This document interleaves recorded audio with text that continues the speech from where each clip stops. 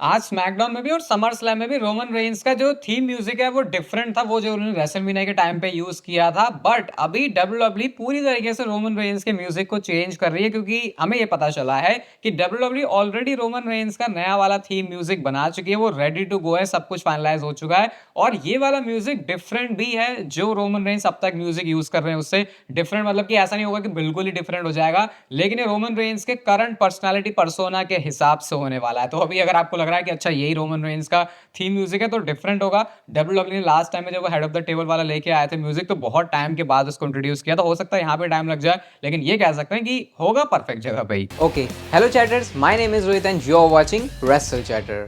Welcome guys, आपका voice of wrestling के एक और नए एपिसोड में बड़ी सारी इंटरेस्टिंग बातें आपको बताने के लिए स्मैकडाउन के बाद की। तो यार देखो, चैनल को सब्सक्राइब कर दो भाई, एक बार चेक करो आपने सब्सक्राइब किया है फिर नहीं। आपको पता मैं ज्यादा बोलता नहीं हूँ सब्सक्राइब करने के लिए, तो बोल रहा हूँ तो प्लीज कर दोगे तो अच्छा लग जाएगा। सोलो सिकोवा के अकॉर्डिंग रोमन रेंस एक झूठा आदमी है। अपनी इंस्टाग्राम की स्टोरी में उन्होंने ये पोस्ट किया है, और आपको याद ही होगा ये वो वाला सेगमेंट है जब रोमन रेंस कहते हैं कि सोलो सिकोवा होगा नेक्स्ट ट्राइबल चीफ, ये है ट्राइबल एयर, और इसी को बोलते हैं यू लाइड टू मी। क्योंकि अब रोमन रेंस आज जब स्मैकडाउन में आए और इवन जब समर स्लैम में भी आए थे तो उन्होंने सोलो सिकोवा को तोड़ा था। बट सोलो भाई साहब एक बात भूल रहे हो कि रोमन ने तब कहा था कि जब वो चले जाएंगे उसके बाद नेक्स्ट 13 नंबर है। ये थोड़ी भाई एक बंदा अभी ऑलरेडी गद्दी पे बैठा हुआ है और तुम उसी को गिराने में तुले पड़े हो। आपको पता ये स्टोरी लाइन स्मैकडाउन में चलने वाली है, और कह सकते हैं ये तो वो रीजन है जिसकी वजह से कोई और रीजन दे ना दे डब्ल्यूडब्ल्यूई फैंस को स्मैकडाउन देखने का। ये ब्लड लाइन की स्टोरी तो इंटरेस्टिंग होने वाली है। एक इंटरेस्टिंग चीज हमको आजकल कंसिस्टेंट बहुत ज्यादा दिख रही है टोंगा लोआ की तरफ से। मैंने इस चीज को मिस कर दिया था आज स्मैकडाउन से, जब ब्लड लाइन का पोज हो रहा था तो मैंने ये तो देखा था कि जो टामा टोंगा है वो तो ऐसे कर रहे हैं, लेकिन टोंगा लोआ बेल्ट दिखा रहे हैं। और भाई ये बंदा बेल्ट कैसे दिखा रहा है, अब मुझे लग रहा है इस पॉइंट पे कि ये इंटेंशनली किया जा रहा है। ये शायद कैरेक्टर ही तो नहीं थमा दिया टोंगा लोआ को। देखो भाई ये मतलब बेल्ट को साइड प्लेट से ऐसे सामने दिखा रहे हैं, ऐसा कोई कैसे कर सकता है, मुझे नहीं समझ में आ रहा। बहुत सारे लोग कह रहे हैं भाई ये भी एक स्टोरी है कि देख लो कितनी डीप है, क्योंकि उस बंदे की आई में पैच लगा हुआ है तो वो बंदा देख नहीं सकता, इसलिए वो ऐसे दिखा रहा है। पता नहीं जो भी है, लेकिन बहुत ही, मैं कह रहा हूँ जो भी हो रहा है बढ़िया हो रहा है।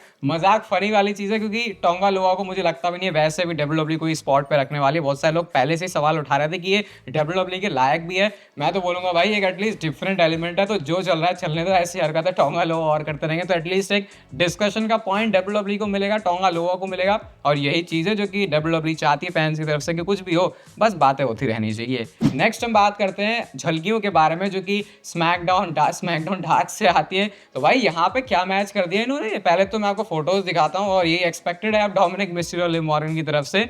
जो टैग टीम मैच था वो Dominik Mysterio and Liv Morgan versus Braun Strowman and Kairi Sane का था। ये किस टाइप का उन्होंने टैग टीम मैचअप बनाया ये तो मेरी समझ के बाहर है। और यहाँ पे एक स्पॉट होता है जब कायरी सेन आयरिश व्हिप करके ब्रॉन स्ट्रोमैन को उधर फेंक रही होती है, और ब्रॉन स्ट्रोमैन कोने में जाके डोमिनिक मिस्टीरियो को चिपका देते हैं, और बाकी कंधे पे उठा के जैसे वो रिकोशे को वो करते थे, असिस्ट करते थे, वैसे ही उन्होंने किया और इनसेन एल्बो लगता है। तो बड़ा डिफरेंट मैच बना दिया यार। ये फायदा होता है वैसे लाइव इवेंट में ऐसे शोज को जाके देखने का, कि भाई स्मैकडाउन में जो हो रहा है वो तुमको दिखेगा ही, उसके साथ साथ जो टीवी पर इंटरेस्टिंग ऐसे यूनिक एंगल फनी चीजें होती है वो भी मिस हो जाती हैं फिर जो लोग लाइव शो नहीं देखने जा रहे हैं। हमारे यहाँ तो दूर की बात है भाई, एक आध साल में आ जाओ तो वही बड़ी बात है। बैश इन बर्लिन में भाई डब्ल्यूडब्ल्यूई ने अभी शो तो दूर है, थोड़ा सा दूर भी गया है भाई, इस मंथ के एंड में ही होने वाला है, और हमारी इंडिया की टाइमिंग के हिसाब से तो 12:30 बजे है।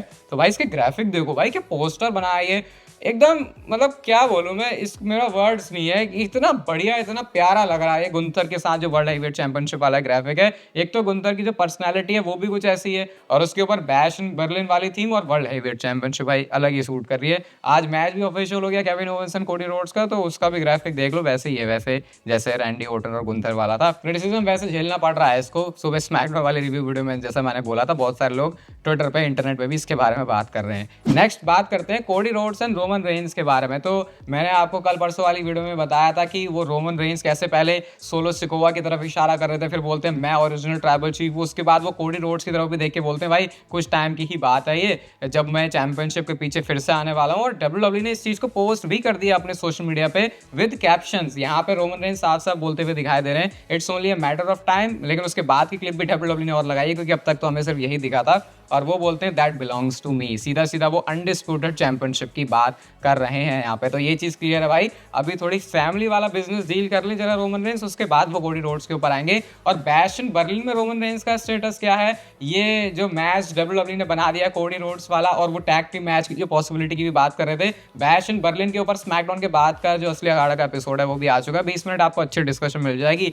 अभी देख सकते हो, वीडियो के एंड में देख सकते हो, या फिर चाहो तो रात में सोते सोते भी देख सकते हो। तो आपके लिए कंटेंट स्पॉटिफाई पे भी कंटिन्यू आ रहा है। अगेन आपके सपोर्ट के लिए वहां पर भी बहुत बहुत शुक्रिया। हम नेक्स्ट बात करते हैं बॉबी लैशली के बारे में भाई। और बॉबी लैशली ने ओपनली बात कर दी है ट्रिपल एच को लेके, और ये कंट्रोवर्शियल हो गया है। अब यहाँ पे दो साइड बढ़ चुकी है, बिल्कुल बीच में मुझे लगता कोई बंदा बात कर रहा है। बॉबी लैशली कहते हैं कि मुझे विंस मैकमैन ने ज्यादा अच्छी तरीके से समझा था, वो मेरे को एक स्टार की तरह देखते थे, वो जानते थे कि इस बॉबी लैशली बंदे को मैं पूरे ग्लोब में, कुछ पूरी दुनिया में कहीं भी भेज दूं, ये जो कंपनी है, जो ब्रांड है, उसको अच्छी तरीके से रिप्रेजेंट कर सकता है। ट्रिपल एच के साथ मेरे उतने अच्छे कनेक्शन नहीं है, और ट्रिपल एच के पास अपने खुद के बंदे हैं। मतलब वो यही बात बोलते हैं कि हर किसी का थोड़ा बहुत वो बायस्ड होता है, तो वही चीज़ वो ट्रिपल एच के लिए भी बोलते हैं। और ये तो हमको पता ही था, होना ही है कि चाहे कोई भी चेंज हो जाए, कोई कितना ही अच्छा बंदा आ जाए, जैसे हम भी होते हैं ना भाई, हमें तो जलेबी खानी है कि किसी को समोसा खाना है, तो वही चीज़ है कि हर किसी की अपनी अपनी प्रेफरेंस होती है। तो बॉबी लैशली यही कह रहे हैं भाई, ट्रिपल एच ने मेरे अंदर वो चीज़ देखी नहीं जो कि विंस मैकमैन देखते थे। अब इसके बाद पता है बॉबी लैशली को लोग क्या बोल रहे हैं, कह रहे हैं अच्छा तुम वो लाना वाले सेगमेंट मिस कर रहे हो, लग रहा है तुमने बहुत जो मस्ती की थी उसमें। तो जो भी है, बॉबी लैशली के अगेंस्ट भी बहुत सारे लोग हो गए हैं, कुछ लोग ट्रिपल एच के अगेंस्ट हो गए हैं, पता नहीं, कुछ कह ही नहीं सकते भाई। अब सिंपल सा सोल्यूशन करो बॉबी लैशली, तुम TNA में जाओ, वहां पे नाम कमाओ, उसके बाद अगर अच्छे पैसे वो दे रहे हैं तो वहीं पे रहो। अगर WWE बाद में जाके ज्यादा ऑफर कर रही है तो तुम WWE में भी टिक सकते हो, WWE में भी दोबारा आ सकते हो। ये तो होना ही है भाई, इसमें साइड तो क्या ही पिक करें, अगर आप करना चाहो तो कर सकते हो। वैसे मैं थोड़ा सा आई थिंक बॉबी लैशली की तरफ झुकूंगा, वही मेरा भी बायस है कि वो ऑलरेडी बने बनाए स्टार हैं, तो कह सकते हो भाई उनमें इन्वेस्ट कर देते, लेकिन फिर ये भी नए टैलेंट्स को भी मौका देना है। लेकिन एक अकेला बॉबी लैशली थोड़ी सबकी जगह मार लेगा, वो भी एक पॉइंट है। कैसे देखते हो आप, इसे बता सकते हो कमेंट्स में। नेक्स्ट बात करते हैं सेथ रॉलिंस के बारे में। तो भाई सेथ रॉलिंस के बारे में मैंने आपको बताया कि अभी वो थोड़े से ब्रेक पर जाने वाले हैं, कुछ टाइम वो टेलीविजन की स्टोरी लाइन से ऑफ होंगे। और अपडेट उनके बारे में ये भी आती है कि अब सीधा उनका जो सीन है वो CM पंक के साथ नहीं बनने वाला, इवेंचुअली CM पंक तक ही जाएंगे सेथ रॉलिंस, क्योंकि ओरिजिनली इनका ही मैच होना था रेसलमेनिया में। अब सोचो, हम वो थोड़ी थोड़ी दिमाग से मिट नहीं रहा, क्योंकि ड्रू मैकिंटायर और CM पंक की फ्यूड इतनी तगड़ी हो गई कि ये सेथ रॉलिंस और CM पंक वाला सीन थोड़ा सा फीका लग रहा है, जबकि ऐसा नहीं है कि वो फीका है। तो जब सेथ रॉलिंस वापस आएंगे तो ये पता चल रहा है कि वो ब्रॉन्सन रीड से पहले निपटेंगे, उसके बाद वो CM पंक के ऊपर आएंगे। तो अभी थोड़ा सा सेथ रॉलिंस को ब्रेक दिया गया है, और जरूरी भी था भाई, बंदा पता नहीं रेसलमेनिया में इतनी तगड़ी फाइट करने के बाद वापस भी आ गया, पता भी नहीं चला। अब थोड़े से ब्रेक पे फिर से जा रहे हैं, बट वो ये सेथ रॉलिंस को किसी मोमेंटम की जरूरत नहीं होती, उसको जब भी किसी स्पॉट पर डालोगे वो स्पेशल फील होने लगता है। रोमन रेंस के कैरेक्टर को लेके उनके रिटर्न से पहले मैंने आपको बहुत सारी बातें बताई थी, और देखो जो चीजें हमको दिख रही हैं वो कैसे, ऐसा वो है जो ट्विनर वाली चीज मैंने आपको बताई थी। यहाँ पे रोमन रेंस ने पहले तो वो मैंने आपको वीडियो में दिखाया था कि समर स्लैम में जाते जाते वो फैन से मिल रहे थे।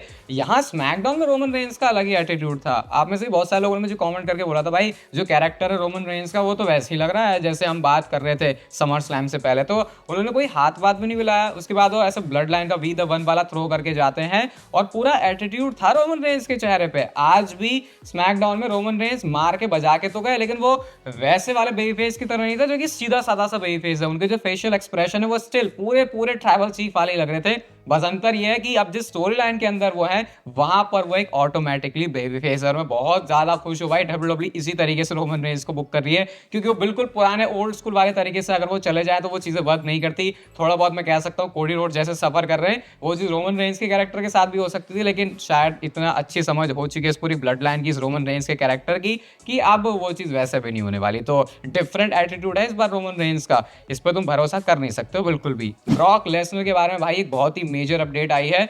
मेजर अपडेट बोलूंगा ऐसा पता चल रहा है, लेकिन क्या ये उतनी मेजर भी है? तो देखो, ब्रॉक लेसनर के बारे में डेव मेल्टजर का कहना ये है कि रॉयल रंबल वो प्रीमियम लाइव इवेंट है जहां के लिए WWE एम कर रही है ब्रॉक लेसनर को वापस लाने के लिए। तो सिंपल सा फंडा है, देखो इससे सिंपल मैं आपको बता नहीं सकता ब्रॉक लेसनर के बारे में, कि अगर ब्रॉक लेसनर के जो लीगल इश्यूज हैं वो सारे क्लियर हो जाते हैं बिफोर रॉयल रंबल, तो रॉयल रंबल ही वो शो होने वाला है जहां पर फाइनली ब्रॉक लेसनर अपना रिटर्न करने वाले हैं। WWE ने अपने पूरे बिहाइंड द सीन सारी चीजों को वैसे प्रिपेयर करके रखा हुआ है कि वो ब्रॉक लेसनर को देखना चाहते हैं दोबारा से स्टोरी लाइंस के अंदर। आपको पता ही है ब्रॉक लेसनर एक बहुत बड़ा नेम है, कभी भी WWE ये तो नहीं बोल सकती भाई अब उनको ब्रॉक की जरूरत नहीं है, क्योंकि ब्रॉक तो बंदा भाई एक ही है, तुम उसके रिप्लेसमेंट कहीं से लेके भी नहीं आ सकते, क्योंकि वो ऐसा बंदा है जो भाई सेंचुरीज में ही एक ही बार पैदा होता है, तो फिर दूसरा तो तुम वैसे उठा के लेके आ नहीं सकते। तो ये ब्रॉक लेसनर के बारे में पता नहीं इसको मैं पॉजिटिव बोलूंगा नेगेटिव बोलूंगा, हमेशा से ही जो स्टेटस है ब्रॉक लेसनर का कुछ ऐसा रहा, बट अच्छी बात है कि चलो WWE के अंदर प्लानिंग ये चल रही है कि रॉयल रंबल में शायद हम ब्रॉक लेसनर को वापस लेके आ सकते हैं।